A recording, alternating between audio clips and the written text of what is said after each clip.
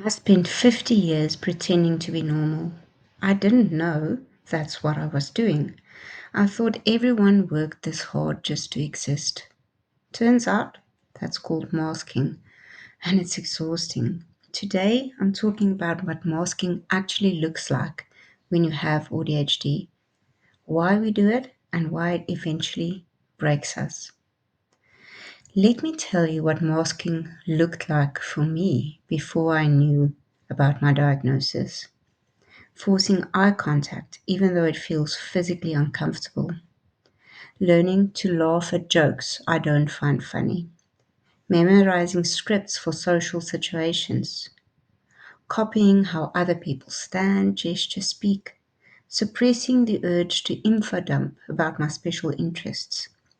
Pretending background noise doesn't make me want to crawl out of my skin.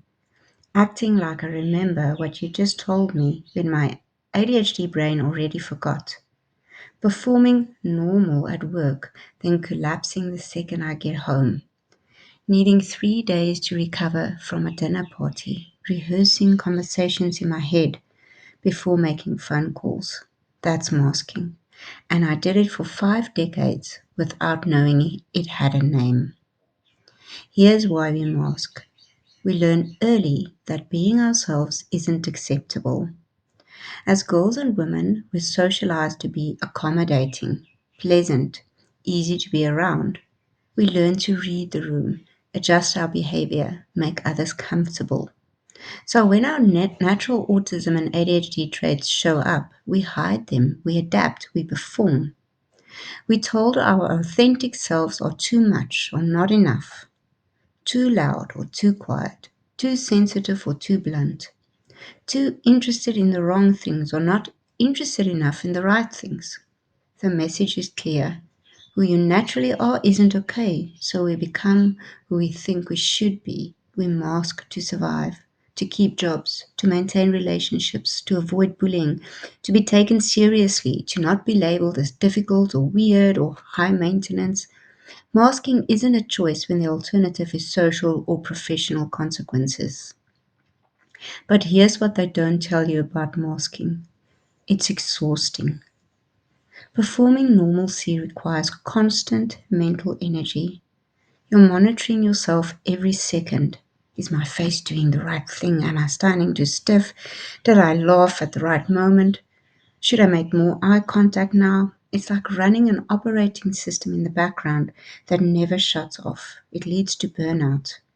You can't sustain that level of performance indefinitely. Eventually, your nervous system says no more. That's autistic burnout, and it's brutal.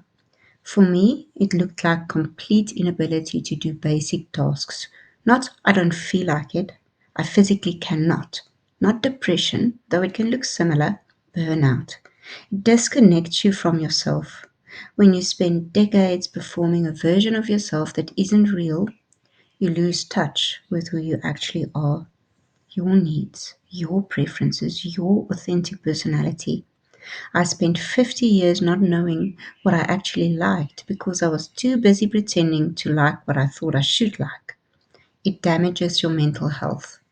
Constant masking is associated with anxiety, depression, and significantly higher rates of suicidal ideation in autistic people. The research is clear. Masking kills. Here's what unmasking looks like for me now, 3 years after diagnosis. I let myself stim, I fidget, I rock slightly when I'm thinking. I play with my hands. I don't force myself to sit perfectly still anymore. I'm honest about my sensory needs. This restaurant is too loud. Can we go somewhere else? I need to leave now. I'm overstimulated. Can you please not wear that perfume around me? Not rude, just honest. I info dump when I'm excited. If I'm passionate about something, I talk about it. I don't suppress it anymore. If people find it annoying, that's their problem, not mine. I ask for accommodations. Can you email me that instead of just telling me? Or I need the agenda in advance. I work better with written instructions. These aren't weaknesses, they're how my brain works. I stop performing when I'm done. When I get home, I don't have to be on anymore. I can be autistic and ADHD without apologizing for it. But here's the hard truth. Unmasking is complicated. It's not just be yourself and everything's fine. Some situations still require some level of masking. Job interviews, professional settings, situations where being openly neurodivergent puts you at risk. The goal isn't to never mask. The goal is to mask consciously, strategically, and as little as possible, and to create spaces in your life where you don't have to mask at all.